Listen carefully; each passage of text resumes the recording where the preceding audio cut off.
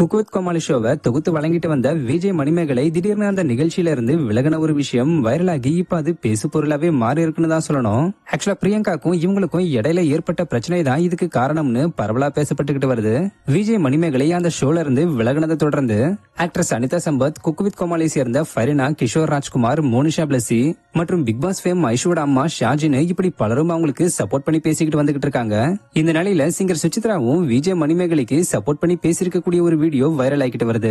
அதுல அவங்க என்ன சொல்லிருக்காங்கன்னா, குக் வித் கோமாளி என்ன அவ்வளவு முக்கியமா, எதுக்காக நான் மணிமேகலைக்கு சப்போர்ட் பண்ணி வீடியோ மேக் பண்ணணும், ஏன்னா இது அந்த ஷோ பத்தி மட்டும் இல்ல, ஒரு புள்ளிய பத்தி ஒருத்தங்க இவ்வளவு கண்ணியமா அந்த டாக்ஸிக் ஜோன்ல இருந்து கம்ப்ளீட்டா கிளம்பிட்டு அதை பத்தி பேசிருக்காங்க. ஆக்சுவலா குக் வித் கோமாளியை விட்டு வெளியே வரதுன்றது எவ்வளவு தைரியமான ஒரு முடிவு. அந்த இடத்துல இருந்து விலகி கிளியரா அங்க என்னெல்லாம் நடந்துச்சுன்னு மணிமேகலை ஒரு வீடியோ போட்டிருக்காங்க. சூப்பர் மணிமேகலை, உன் மேல எனக்கு இப்ப அதிகமான மரியாதை வந்திருக்கு. என்ன நடந்தாலும் பரவாயில்ல, நான் உன் பக்கம் தான் மணிமேகலை.